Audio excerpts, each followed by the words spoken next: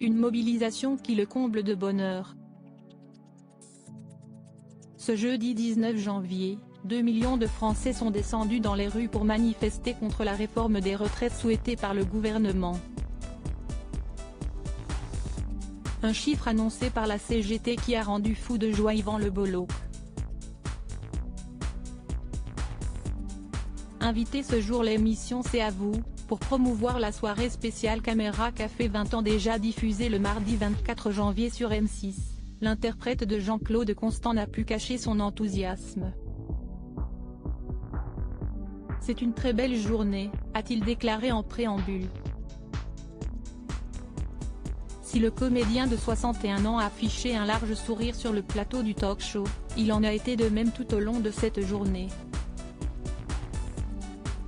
Et ce n'est pas son complice Bruno Solo qui osera dire le contraire, Macron dans la nasse, il est fou de joie.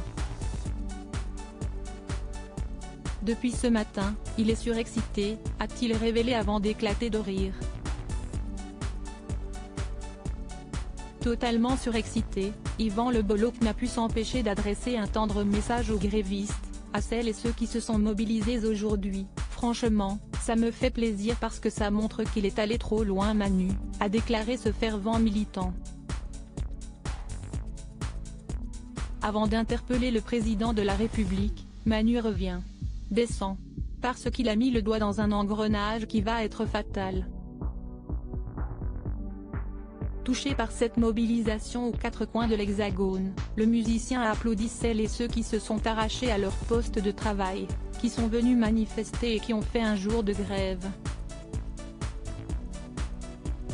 Franchement merci, a-t-il conclu avec un enthousiasme débordant.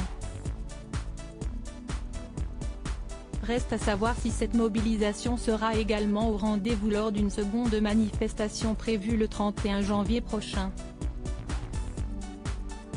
Bruno Solo soutient la mobilisation contre la réforme des retraites s'il se montre plus pondéré que son ami Yvan Le Bolloc. Bruno Solo est également opposé à cette réforme des retraites. En effet, le comédien de 58 ans a apporté sa signature à l'appel de l'hebdomadaire Politique. Il y a une thatchérisation de l'attitude, du discours et de la rhétorique que j'ai trouvée très gênante. Et puis je suis persuadé qu'il y a d'autres solutions même si je ne suis pas un économiste loin de là. En se basant sur des avis divers et quelques lectures, l'interprète d'Hervé Dumont sait qu'il y a certainement des solutions alternatives.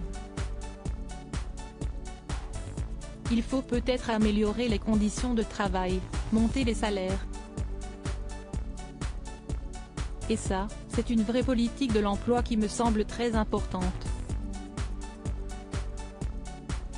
A-t-il énuméré avec conviction. Même s'il ne souhaite pas entendre parler de la retraite, Bruno Solo est prêt à la défendre pour ceux qui ont moins de chance que lui. C'est une histoire de solidarité.